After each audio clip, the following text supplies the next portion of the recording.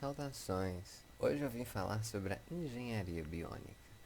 Muita gente não sabe o que é engenharia biônica e eu vou fazer um breve conceituamento, eu vou introjectar nessa cabecinha o que é a engenharia biônica, caso você não saiba. Muita gente acha que a engenharia biônica é um nada, seria um. Ah, vou pegar essa garrafinha de acetona.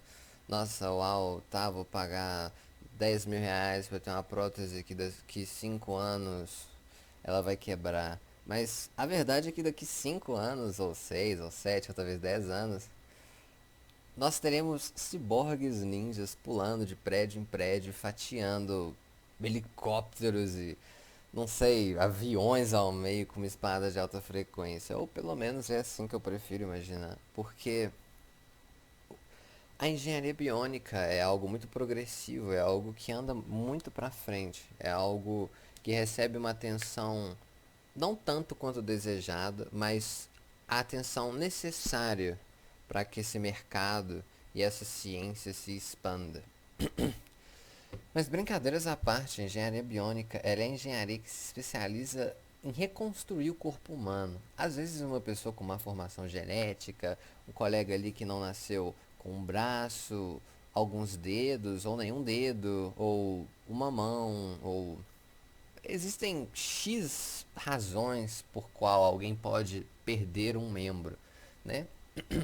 E você perdeu um membro. E agora? Cara, agora a gente tem um problema, né? Poxa, uma parte falta de você. E perder um membro, às vezes você pode pensar, ah, não é muita coisa, eu ainda tenho outra mão, ou então, ah, pô, ainda tenho outra perna. Olha, é muito difícil você se movimentar com uma perna, eu te garanto. Assim como você viver com uma só mão ou um só braço, é algo muito brusco, é algo muito radical. Não é fácil, não é simples. Então, é aí que entra a engenharia biônica. A engenharia biônica, ela é importantíssima para essas pessoas que eu acabei de citar, que são os amputados ou pessoas com malformações ou realmente desprovidas de algum órgão, de algum membro. Porque na engenharia biônica, esses engenheiros ou cientistas, chame da maneira que quiser, eles vão incluir os deficientes, essas pessoas desabilitadas, em um mercado de trabalho, ou talvez em atividades sociais, ou em atividades físicas mesmo, né? Como às vezes uma corrida, fazer uma caminhada, andar de bicicleta, arremesso. Pô, é só você olhar para as Paralimpíadas, o tanto de pessoas que fazem tiro ao alvo com arcos e flechas, por exemplo, que necessitam de uma prótese. Então isso é muito interessante. A pessoa que ele não podia mais manusear um arco e flecha agora consegue, sabe? Consegue voltar a essa vida, ele consegue fazer o que ele fazia antes. Isso com várias outras coisas, né? Então a gente precisa dessa engenharia biônica, né? Essa arte que é de projetar essas mãos, esses membros robóticos que vão efetuar as funções motoras que a mão dessa pessoa, ou o braço dessa pessoa, ou o X membro perdido dessa pessoa antigamente efetuava. Ou também para às vezes uma pessoa que nem tem essa intenção, mas é mágico para ela. Você voltar a ser autônoma, você limpar o seu próprio quarto, você arrumar a sua própria cama, você beber água sem um canudinho. Pra gente pode parecer algo muito ingênuo, mas querendo ou não, para essa pessoa é especial. E não só isso, como caminhar igual você caminhava antes. Poxa, pega uma muleta e pega uma prótese, sabe? É muito mais confortável você caminhar até com a perna de pau do que com uma muleta, sabe? Porque você tá voltando ao comum, você não tá mais usando, entre aspas, os seus braços para se locomover, você tá usando sua perna, as suas pernas. E o meu ponto principal aqui é falar sobre o trabalho nas últimas gerações, que é de fato o ponto principal do vídeo, que recentemente nós temos é, essa progressão absurda, extremamente rápida, que é até assustador, das últimas gerações de próteses, né? A humanidade da prótese, por exemplo, é algo que vem sendo trabalhado muito. Às vezes você não entende como assim a humanidade da prótese, né? Pô, a gente tá falando de uma peça mecânica. Exatamente, é uma peça mecânica, é uma prótese mecânica.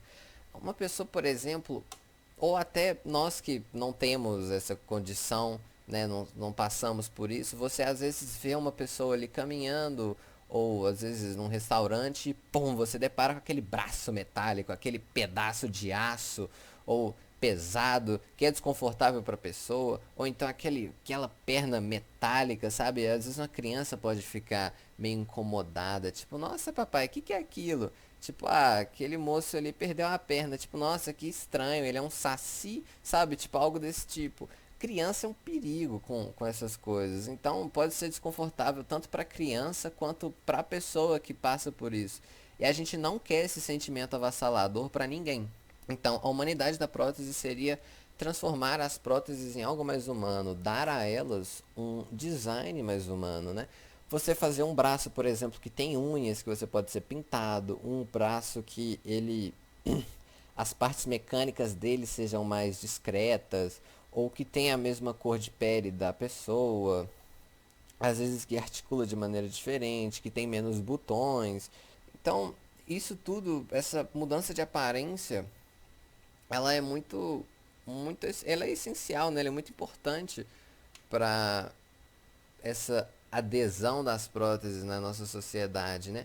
Porque a gente fica mais próximo da natureza, né? A gente realmente transforma a engenharia biônica na ciência da natureza, né? A engenharia da natureza. E voltando ao a perna de aço, o braço de aço, você também, vamos supor que essa pessoa perdeu, teve um acidente de carro e ela perdeu, ou é um veterano de guerra, enfim, essa pessoa teve um acidente e ela perdeu o, o seu braço até a parte do cotovelo. Agora vamos supor que você dá uma placa, você dá uma, uma prótese mesmo. E até o coto da prótese tem essa placa de aço. É muito pesado, é desconfortável, não, você não sente como o seu braço, especialmente como o caso que eu dei, que é alguém que perdeu o membro e não uma pessoa que nunca teve um membro ali a princípio. É muito desconfortável, é muito estranho. Você às vezes fica até com uma sensação ruim. Às vezes você até prefere não ter essa peça do que realmente ter essa peça. Então, você projetar, né, próteses, peças com um material mais simples é a intenção da geração mais recente das próteses, né? Então, que é a G5. E é também o ponto principal desse vídeo, né, que é falar sobre a vinda desses materiais e como o mercado de próteses está sendo mais acessível para as pessoas, né? Como não só elas são mais confortáveis por serem mais leves, como elas também podem ser feitas em impressoras 3D. Então uma pessoa que às vezes não quer pagar um preço elevado ali para ter uma prótese de placa metálica, ela pode imprimir essa prótese em casa. E ela não é robusta igual às outras, né? Ela é mais confortável mesmo, ela é mais leve, as placas, né, que antes eram metálicas, agora às vezes são até feitas de resina, né, para prender as peças umas com as outras, elas não soltam nenhuma luz, ou então a luz é bem discreta, pode ser desabilitada. Elas têm o mesmo controle que algumas têm, apesar de que existem sim próteses absurdas que fazem coisas que o braço humano não é capaz de fazer, mas por elas serem mais leves, elas têm essa superioridade às essas outras peças, né? Que é a flexibilidade, a destreza que a prótese ela te dá, ela te garante, como novamente o design humano. É muito mais confortável, você se sente mais bem, é mais saudável para a sua psique você olhar para o seu braço e ao invés de ver um pedaço de, como se você fosse, sei lá, um personagem de Metal Gear. Não, agora você é uma pessoa. Você tem ali um braço da cor do seu corpo, né? Da sua pele. Como você tem uma unha ali, ou então, por exemplo, você é um homem, você tem um braço ali mais definido, mais encorpado, mais robusto mesmo. com efeito de pele mais grossa. Ou então você é uma mulher, você pode pintar as suas unhas. A prótese ela é um pouquinho mais fina, ela é mais delicada, igual, né, relembrando um braço feminino. Existem X fatores que trazem esse sentimento de bem-estar com si mesmo. Tipo, poxa, eu me sinto inteiro, né? E isso evita a phantom pain. Mas eu acho que esse capítulo, né, esse tópico de phantom pain ficaria muito longo para um vídeo só. E outro vídeo pode ser feito, uma parte 2 explicando melhor. Um outro vídeo explicando sobre próteses mais longo, caso haja um interesse de quem esteja assistindo, falando sobre isso, né? Falando sobre como a pigmentação da pele afeta, da pele da prótese, afeta o seu mental, né? Poxa, você tem ali um braço avermelhado ali, sei lá, você é um cara caucasiano, sabe? Ou então, sei lá, você é um cara negro e você tem um braço pálido, sabe? Uma perna pálida. É desconfortável, querendo ou não, você não se enxerga na prótese. E isso é um dos pontos que você precisa ter nas próteses, né? É o entender que aquilo é parte do seu corpo e que você tem que viver com aquilo. Então, é um tópico que deve ser discutido e está sim sendo discutido por aí afora, na Europa, nos Estados Unidos, Canadá. E isso é muito bom, né? Estamos caminhando rapidamente para um mundo mais balanceado, mais acessível para as pessoas, né? Um mundo mais harmônico, um mundo mais pacífico, eu acredito. Então, muito obrigado por me aturarem até aqui, por assistirem esse vídeo até aqui.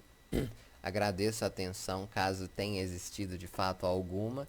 E queria agradecer também ao enorme suporte do meu amigo Matheus Gonzaga por me ajudar nesse projeto, né, colocar esses visuais esbeltos que vocês estão vendo pela tela. E novamente, muito obrigado. Eu sou o Vinícius e adeus.